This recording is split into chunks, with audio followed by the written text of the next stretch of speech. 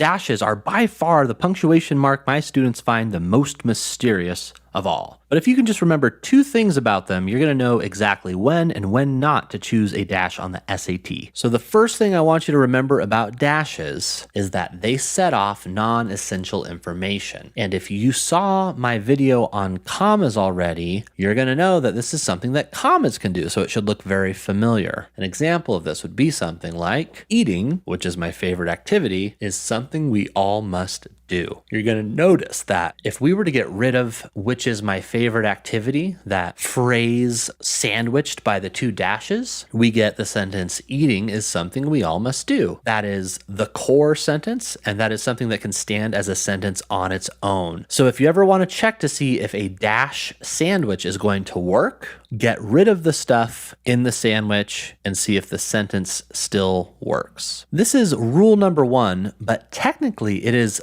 tied into rule number 2, which is dashes steal the power from other punctuation marks. And the crazy thing is they can do this from pretty much any punctuation mark, as you're going to see in a moment here. Technically, the first example we just saw is dashes stealing the power of either commas, which we can also use to sandwich non-essential information, or parentheses, which we can use to sandwich non-essential information. The reason I have number 1 as its own rule is I would say this is the most common use of dashes you're going to see on the SAT, so it's important to focus on it. All right, so for these, I want you to try and guess which punctuation mark is the dash stealing power from, and pause the video because I'm going to go quickly. First one, I told a chemistry joke, but there was no reaction. And this is going to be stealing power from a comma. We've got two independent clauses separated by a coordinating conjunction, so we need a comma there, or a dash. I don't like pizza, I love it. This one, we've got either a semicolon or a period that can go there because we have two independent clauses. Number 3, Bob's biggest fear came true.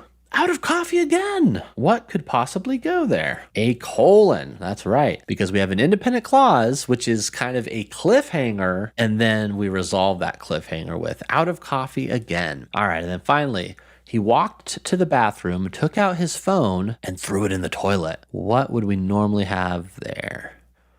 You may have guessed comma. We have a list, which is usually going to be a comma, but I would also argue that we could put an ellipsis there, which is those little 3 dots. And the 3 dots, the ellipsis, we usually use for like a dramatic pause, right? Which begs the question, why would we use a dash instead of whatever punctuation mark? Because it gives us a more dramatic pause. We use it for a more dramatic pause. And I know what you're thinking here. What the heck, dude? How am I supposed to know if there should be a dramatic pause? That seems like a decision the writer should be making, right? And for sure, if you're using dashes in your own writing, this is going to be up to you when you want the dramatic pause. The good news is you're never going to have to decide whether or not to have a dramatic pause. So in this question, for example, we see that a dash is an option, but there's also a comma, right? So you might be thinking, if we look at this, we get the Second World Black and African Festival of Arts and Culture, or FESTAC 77.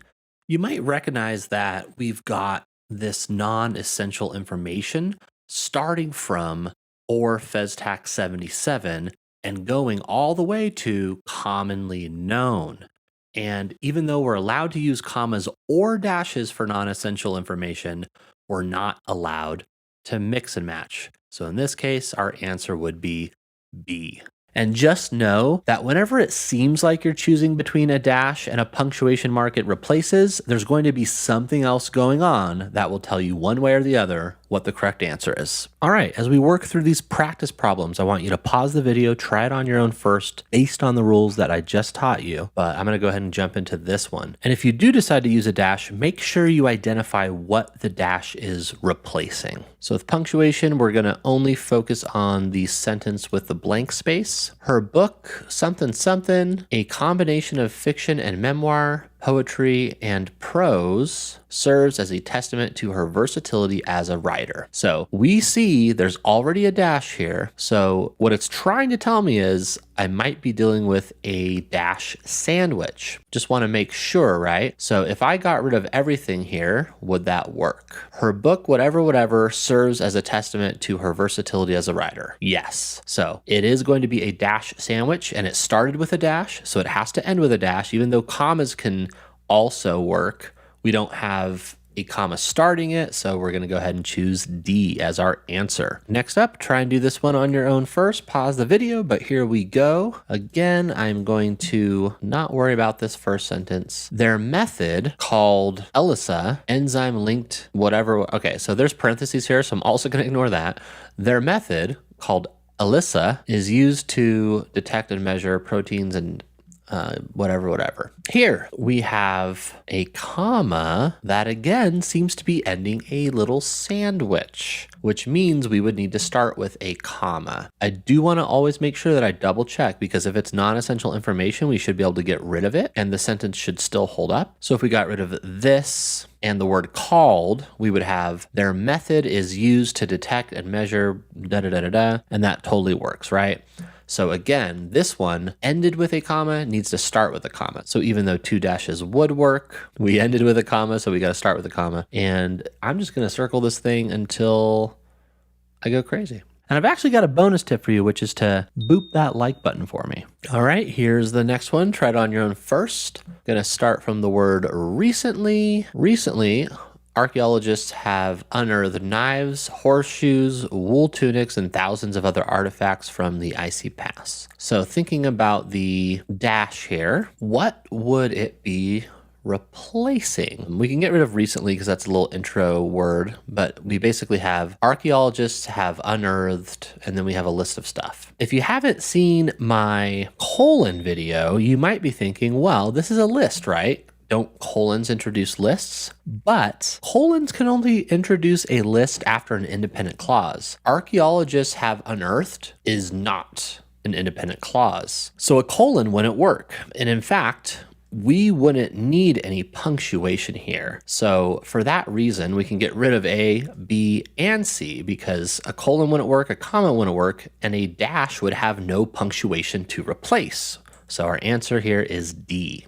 By the way, at the time I'm recording this video, I am taking on new students. So if you are interested in working to prep for your next SAT exam, go ahead and use the link in the description to sign up for one-on-one private online tutoring lessons. All right, we got one more question here. Pause the video, try to figure it out on your own first, but let's go. I'm going to ignore this part. And we've got, surprising even himself, Luke didn't just confront his father. He defeated him with ease as they battled on the Death Star. He was able to return the favor, a hand for a hand, and ultimately even turn Vader against the Emperor, becoming one of the most renowned Jedi in Star Wars lore. Oh my goodness, what's going on here? There are dashes all over the place. How are we going to figure this one out? So for this situation, I would probably just go down one by one and start eliminating. So starting with A, we have a dash sandwich, which means we should be able to get rid of with ease. So what would that sound like? And I'm going to get rid of surprising himself, since that's an intro phrase. Luke didn't just confront his father. He defeated him as they battled on the Death Star. He was able to return the favor and ultimately... okay. So when I read it like that without with ease, here's the thing. It did sound okay until I got here, because once we got here, it sounded like Luke didn't just confront his father, he defeated him with ease as they battled on the Death Star, period. Because after that, we have an independent clause. So if we chose A, it would actually be a comma splice, which is putting a comma where you need either a period or a semicolon, which is not allowed. So we're going to get rid of A for that reason. B, we'd get, Luke didn't just confront his father, he defeated him. With ease as they battled on the Death Star, he was able to return... Okay, you can kind of hear the issue there, right? With ease as they battle on the Death Star, that's not really a proper introductory phrase, so B's not going to work.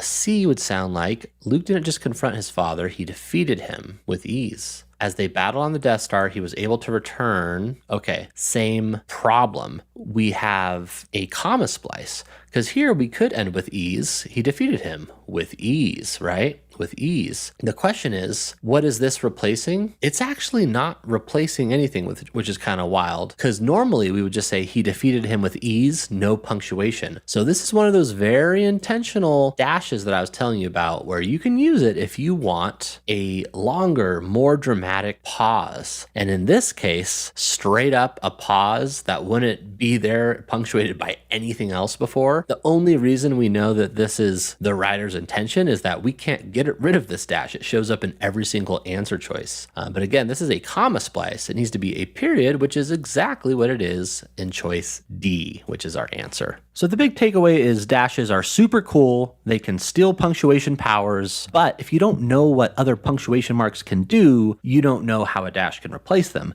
So if you haven't checked out my other punctuation videos, I'll stick 2 of them right here on the screen for you, or you can just go ahead and check out the punctuation playlist.